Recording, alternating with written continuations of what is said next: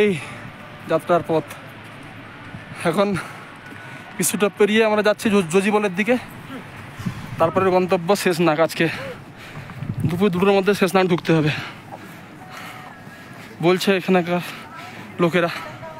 দেখা যাক আমরা পৌঁছতে পারি কিনা। এখানে আমরা 3 জন আছি, আমি, অমিত দা আর আমাদের বাসুদেব ভাই, আমাদের বাচ্চারা, আর ওর 2 জন পেছনে আছে। ওরা ওদের লাগেজ দিয়েছে, এই পিঠুকে দিয়েছে, এই পিঠু যাচ্ছে লাগেজ নিয়ে। ওরা আসছে, আমরা আগে এগিয়ে এসছি। দেখা যাক কত যেতে পারি। এখন এই সুন্দর প্রাকৃতিক সৌন্দর্য উপভোগ করতে করতে এই লোকেরা বসেছে। ওই ওখানে আর্মিটা পাহারা দিচ্ছে। এই যে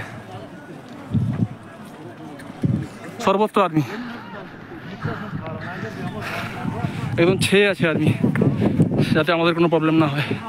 শুধুমাত্র আমাদের সুরক্ষার জন্য ওনারা রাত দিন কষ্ট করছেন। এই ঠান্ডাতে এত বন্ধু পরিবেশে ওনারা আছেন শুধুমাত্র আমাদের সুরক্ষার জন্য। আর আমাদের দেশে এমন পোড়া দেশ আর্মিকেই গালি দেয় এখানকার রাজনেতারা। ওরা যদি কখনো এখানে আসে বুঝতে পারবে যে আর্মিরা কতটা কষ্ট করে আমাদের জন্য। ওরা আছে বলে আমরা আছি।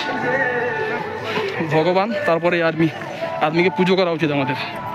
দেখাচ্ছে এখান থেকে জজিবল 2 কিমি, শেষনাগ 7 কিমি, এমনি টপ 11 কিমি, এটা কি পাঞ্জিতারানি 21 কিমি, হলিকে 27 কিমি, আর মাত্র 27 কিমি বাকি আছে আমাদের অমরনাথজির দর্শনের জন্য। 27 কিমি পরেই দর্শন হবে। হর হর মহাদেব হামিদ, হর হর মহাদেব বাসুদেব ভাই।